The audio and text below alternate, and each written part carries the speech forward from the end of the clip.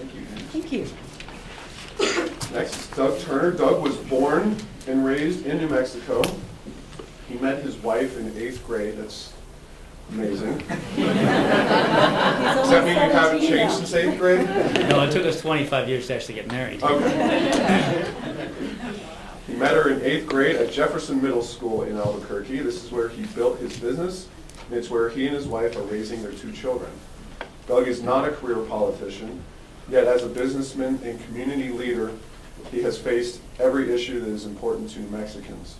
He confronted corruption in government as chairman of the New Mexico Judicial Standards Commission under Governor Gary Johnson, fought for jobs and new businesses as chairman of the Albuquerque Economic Development Commission, and has been a vocal advocate for oil and gas and energy industries that provide nearly 50% of our state budget.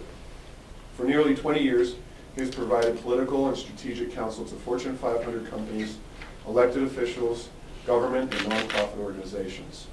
Doug started his own company more than 12 years ago in his apartment, and it has since grown into one of the largest public relation firms in the Southwest, employing more than 24 people. His firm, D.W. Turner, has helped our state's economy grow and created high-quality, high-paying jobs for New Mexicans. He holds a bachelor's and master's degree in international relations. In 1993, Doug worked for Senator Pete Domenici in the Senate Budget Committee in Washington, D.C. And in 1998, he managed Governor Johnson's come-from-behind re-election win. He is a board member of the New Mexico Coalition for Charter Schools, a life member of the NRA, a member of the American Council of Young Political Leaders, and served on the Republican Governors Association National Finance Committee. Doug Turner.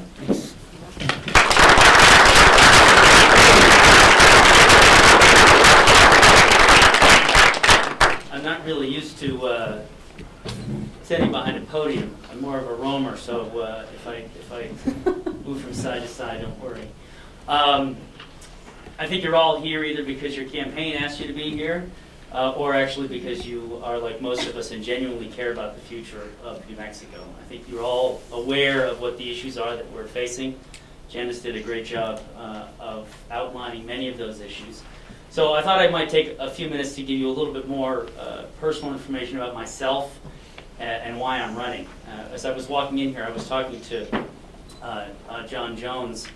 I grew up about a quarter of a mile from here and spent most of my childhood playing in this park. Before it was a park, it was a dirt field. And this building, for those of you who remember, certainly my parents who are sitting here remember, it was Navajo Trucking Company. Navajo Trucking Company went out of business, and my brother and I used to come here during the summers and in the winters when my father would say, go outside, don't watch TV, do something interesting. And we would walk throughout this entire building, and it was vacant, and come home with miles and miles of colored wire as we would rip out the electrical of this building. So, you know, it's amazing to see, you know, how things can change over 30 years. You know, why am I involved in this, and why am I interested in what government can do for people in this state? You know, again, I talk about my childhood. When I was 7 or 8 years old, my parents decided that it would be a good idea that perhaps I should sell lemonade and do something useful in the summertime. And so my father went to Hutchinson Fruit Company and built me a small lemonade stand, and we made a big thermos of lemonade and went down to Old Town right here. And I was mortified. And you know, I was scared to death what was going to happen. And my father said, well, what's the worst thing that could happen to you? The worst thing that could happen was no one would buy the lemonade. And you know what? They bought the lemonade. And my brothers and I had a lemonade stand in Old Town for probably 17 years, which is really quite amazing. I had my first checking account when I was 8. But what happened over time is the snow cone guy and the Coke guy kind of got annoyed that the Turner brothers were monopolizing the drink and refreshment business in the summertime, and so they complained to the Old Town police.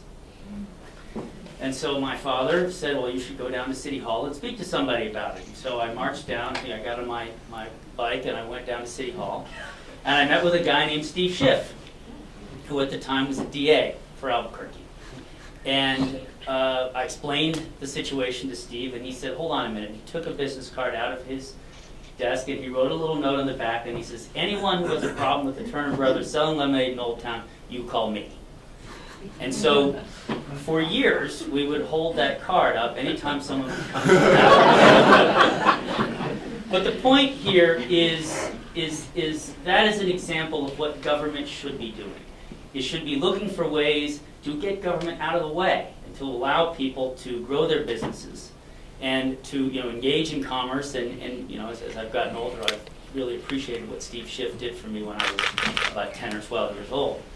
And I think we've gotten away from that. I'm a small businessman here in Albuquerque, and I've struggled for the last 12 years to grow a business in a state like this. It's very, very difficult. And those of you who are in business yourselves can attest to how challenging it is, where you have government as the primary employer in the state. And I think the Rio Grande Foundation has released some numbers that New Mexico is twice the national average when it comes to employment. We recently did some polling, and when you ask people, are we moving in the right direction, are we moving in the wrong direction? And interestingly, in most parts of the country, most people believe we're moving in the wrong direction. But in New Mexico, 50% of the people believe we're moving in the right direction. Because 50% of the people work for government. And something's fundamentally wrong with a state and economy that's driven by tax dollars, whether it be state, local, or federal, and not by small businesses. Small businesses in this country employ 85% of all the people. We are economic drivers, and we need a state government that is prepared to work with business and not try and keep business out of the way. And a state government that's not in business to keep itself in business, but really that's in business to go out of business. So I'm running for governor because I think we can do that. I think the opportunity for amazing change is now. There's enormous dissatisfaction in this country and in this state with what's being rammed down our throat. And I'm an advocate of small government, and as governor, that's probably the most important thing that I would push for, is a smaller, less intrusive government. Thank you all for coming, and I hope you ask some great questions.